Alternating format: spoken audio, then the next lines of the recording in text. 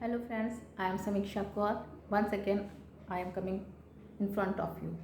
My new topic, marital counselling. जी हाँ दोस्तों, मैरिज के पहले या मैरिज के बाद जो काउंसलिंग होती है, मैं उसकी बात करने जा रही हूँ, उसकी चर्चा करने जा रही हूँ।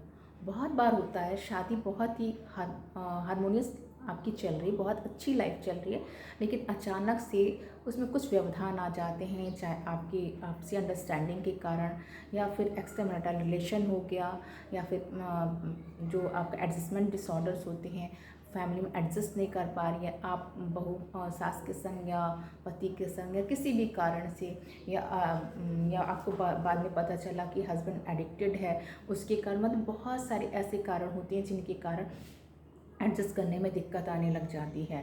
तो हमारी किसी की भी शादी टूटने के कगार पे होती है। इसमें दो चीज़ें होती है, एक तो शादी के पहले काउंसलिंग। शादी के पहले काउंसलिंग क्यों करनी चाहिए? क्योंकि बहुत बार ऐसा होता है, आपने देखा होगा कि शादी के लिए लड़की या लड़का मना करते हैं, लेकिन बहुत बार पेरेंट्स उनको फोर्सफुली शादी करवा देते हैं, और शादी के बाद ये चीज़ होती है, प्रॉब्लम स्टार्ट हो जाती है, किसी भी बहाने से वो अलग होना चाहते हैं। तो शादी के पहले जब अगर ऐसा कुछ है और लड़की या लड़का, हमारे जो समाज है उसमें अब तो बहुत सारे लोग बोलने लग गए हैं कि हमको फला पसंद है, हम नहीं करना चाहते, लेकिन बहुत बार घुमाते हैं। बहुत से अभी ऐसी फैमिली से जहाँ ये परमिशन नहीं है कि आप अपने मन से शादी कर सकते हैं, लेकिन उनका कहीं ना कहीं अफेयर होता है या किसी के संग उनका रिलेशन होता है, जिस कारण से वो बहुत बार मना करते हैं, या फिर उनकी कुछ निजी समस्या हो सकती है या कोई गलतियां हो सकती है जो खुलकर पेरेंट्स से नहीं कहते हैं। तो शादी के पहले अगर कोई बच्चा बहुत ज़्यादा मना करा शादी को लेकर के, और घर में ये भी कहता अभी नहीं करना, अभी नहीं करना, अभी नहीं करना, बाद में करेंगे, बाद में करेंगे, तो ये जान लीजिए कहीं ना कहीं उसका कुछ ऐसी चीज़ें ज़रूर होती है जो साइकोलॉजिकल भी हो सकती है, या किसी ने धोखा दिया हो, या किसी के संग अभी अफेयर चल रहा हो, या फिर वो खुल के कह नहीं पा रहा है। जो भी चीज़ें, कुछ ऐसी चीज़ें ज़रूर है जो आपको टाल रहा है। या बहुत बार ऐसा होता है, लड़की भी देख लिया, लड़की ने लड़के को देख लिया, फिर उसके बाद कह दिया मुझे नहीं करना, मुझे नहीं पसंद है। तो ऐसा बहुत बार टालने का कारण होता है।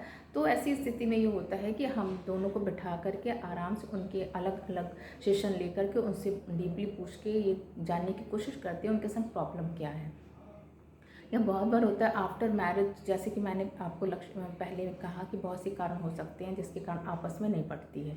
कि शादी तो हम माँ बाप के कहने से ज़बरदस्ती कर ली है, लेकिन उसके बाद में क्या है, हमारा अफेयर अभी भी कहीं और है जिसको कि हम पसंद करते थे पहले से। हम शादीशुदा ज़िंदगी तो घर में मम्मी पापा के कहने से बिताने लग गए, लेकिन मिलना जुलना, बातें करना, जो इन्जॉयमेंट मुझे उससे आता है वो उस किसी से नहीं आता। तो इस टाइप की घटनाएं बहुत सारी घटती है, और जिससे कि आपकी जो पारिवारिक जीवन है वो बहुत अच्छे से आगे नहीं बढ़ पाता है। तो इस कंडीशन में भी ये होता है कि आपको बहुत ज़रूरी होती है कि एक आप साइकोलॉजिस्ट या काउंसलर किसी से भी एक सलाह लेने की बहुत बड़ी ज़रूरत होती है कि हम अपनी फैमिली को कैसे बचाएं। क्योंकि इस कंडीशन में क्या होता है, रोज़ झगड़ा होता है, लेट घर लौट के आना होता है, एक दूसरे से ढंग से बातें नहीं करनी होती है, आपसी जो पति पत्नी के एक अच्छे रिश्ते या बिहेवियर होने चाहिए, व्यवहार होना चाहिए, वो नहीं बन पाता है। तो इस तरह से करके बहानेबाजी होती है, कभी टाल देते हैं, कभी कुछ कर देते हैं, आज थक गया हूँ, सिर दर्द है, ऐसा वैसा, दोनों की तरफ से ऐसा होता है। तो इस तरह से मनमुटाव के कारण एक दूरियां बढ़ने लगती है। वो दूरियां क्यों बन रही है ये जानने की कोशिश हमेशा करना चाहिए, और इस पर खुलकर चर्चा करनी चाहिए। कभी कभी ये भी होता है कि सेक्सुअल सेटिस्फैक्शन की भी कमी होती है, मेल की तरफ से भी फीमेल की तरफ से भी।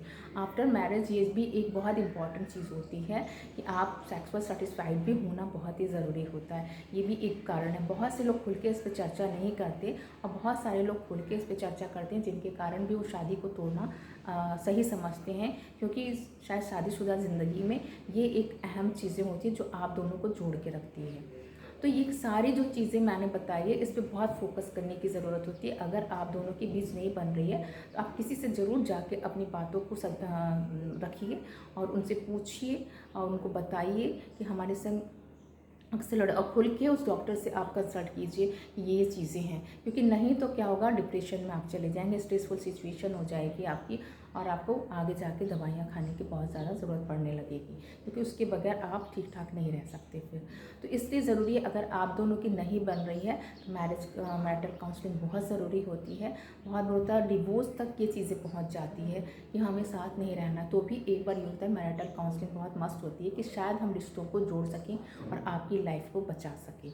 इसलिए कि आपके मन में क्या है, आपके बिहेवियर में क्या है, हम दोनों के बीच में एक तालमेल बिठा करके उनको आगे बढ़ाने की कोशिश करते हैं, जिससे कि वो स्ट्रेसफुल सिचुएशन सॉर्ट आउट हो जाए। या किसी का एक्स्ट्रा मैरिटल रिलेशन है तो वो रिलेशन है या था तो उसको हटवाने की कोशिश भी की जाती है कि भाई आपको जब जीवन भर इनके संग रहना है तो फिर ऐसी चीज़ें ना करें।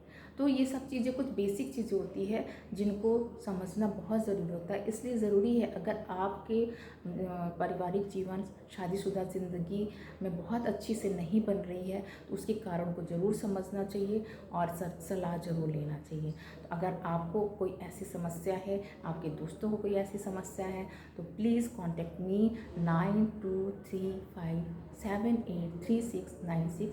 Thank you so much.